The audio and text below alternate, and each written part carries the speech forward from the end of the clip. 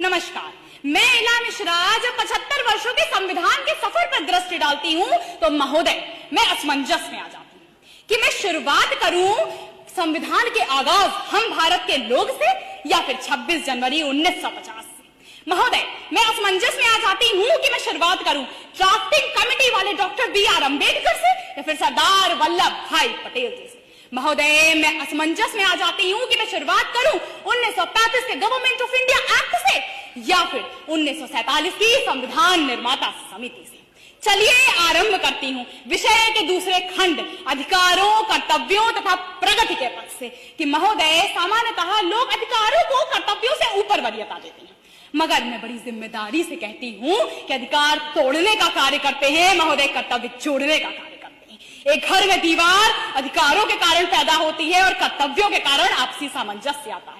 और महोदय ये भारत रूपी घर की संवैधानिक खूबसूरती तो आप देखिए कि जहां हमारे प्रधानमंत्री जी इसका वर्णन स्वयं करते हैं कि महोदय ये वो बहुसांस्कृतिक विविधताओं वाला राष्ट्र है कि यदि कहीं समूचे विश्व में तिरस्कृत यहूदी अपना संपूर्ण विकास कर रहे तो वो सिर्फ भारत है।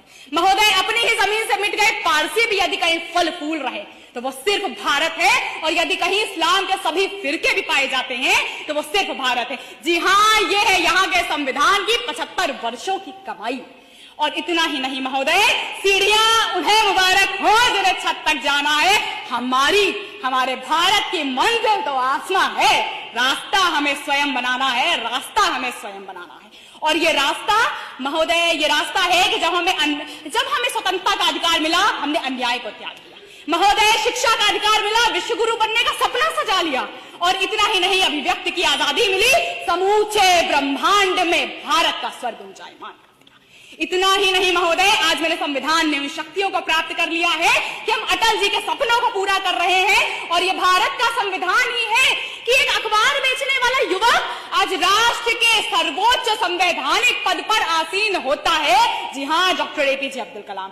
इतना ही नहीं महोदय, एक चाय बेचने वाला युवक यहाँ का प्रधानमंत्री बन धुरा संभाल, मैं देश नहीं झुकने दूंगा, मैं देश नहीं मिटने दूंगा, मैं देश नहीं रुकने दूंगा के स्वर को उद्घोष करता है।